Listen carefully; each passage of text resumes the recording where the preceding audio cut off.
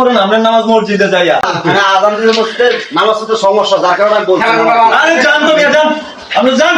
দেখছেন বর্তমানের অবস্থা খোলা হয়নি, কিভাবে হাল্লা চিল্লা করতেছে, নামাজের টাইম আজান দিছে। أشهد أن لا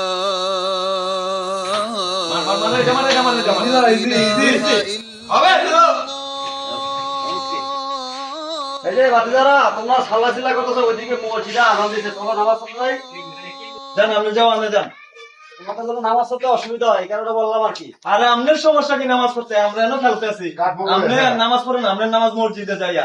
চিকলা চিকলি করতেছি, কে কইছে আপনারা চিকলা চিকলি করতেছি? আমরা খেলতে পারতাম না? তোমাদের খেলা, আজান দিলে মসজিদে নামাজ পড়তে সমস্যা, যার কারণে আমি বলছি। আরে যান তো মিয়া, যান, আপনি যান।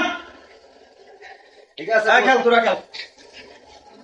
মারি মারি মারি দাঁড়া 3000 3000 হ্যাঁ। ওকে এই যে পরে নাই 3000 1000 2000 3000 3000 মারো মারি মারো সই ইস এই এখানে কি করো তোমরা? খেলাই দেখতাম না। আজান দিছে মসজিদে, চলো। হুজুর দেখতে লাগেন পিছে চালাইবো জায়গা কি হয়ে যাচ্ছে বর্তমান সমাজ এবং দেশ? 90 দশকে একটা সময় ছিল, মুরব্বীদেরকে দেখলে বাচ্চা পোলাপানরা ভয়ে দৌড়াতো, যেটা বলতো ডাক দিলে শুনতো।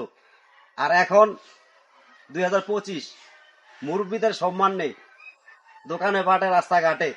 হ্যাঁ, ক্যারাম বোর্ড খেলার ওইখানে মসজিদে যাওয়ার আহ্বান করার কারণে ধমকি জারি শুনতে হলো এক মুসল্লি। ঠিক আছে, তো আপনাদের কাছে অনুরোধ যে মুরব্বীদের সম্মান করতে শিখুন, নামাজ পড়ুন, আল্লাহর কাজ করুন, ভালো থাকবেন।